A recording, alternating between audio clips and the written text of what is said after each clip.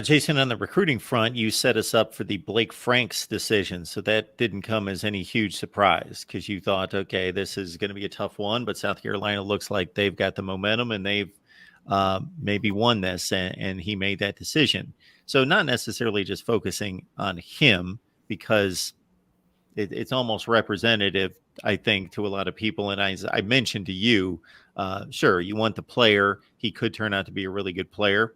We shall wait and see. But it's more about a recruiting battle between Clemson and South Carolina. And certainly, I talked to a South Carolina guy the other day, and they're ecstatic about what that means. Where do you stand on that in regards to how meaningful that particular commitment is, and just the overall battle between the two schools in state?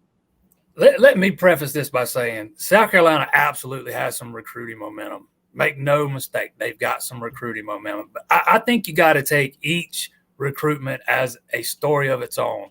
Each one plays out a little bit different. There are different layers to each one. There were 3 offensive linemen in this state, in this class.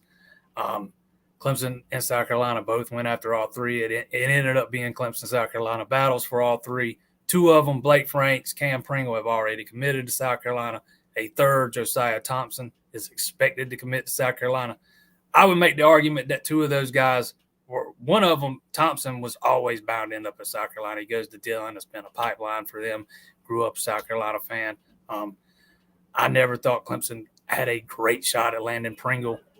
He's got a clear path to the playing field at South Carolina. He's a guy that told me that he sees himself playing in the NFL within 3 years. And if you're an offensive lineman and you want to be on the 3-year plan, you need to be on the field ASAP. I think that played a lot in his decision to go to South Carolina. Now, Blake Franks, that's a guy you just got flat out beat for.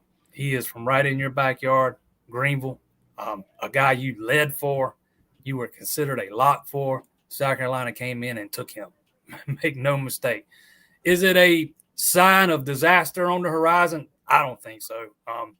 Clemson's never made its living recruiting the state of South Carolina. They kind of picked and choose the guys they wanted to go after. And, with their momentum, you're not going to win every battle, man. You're going to lose some. Shane Beamer's a heck of a recruiter. He's got a vision. He's selling, and guys are buying into it. But I think a little bit more is being made of this than what it actually is. Recruiting is always about the guys that you sign and not about the guys you miss on. Let's see when we get to December who Clemson ends up signing instead of focusing on who they miss on in April and May.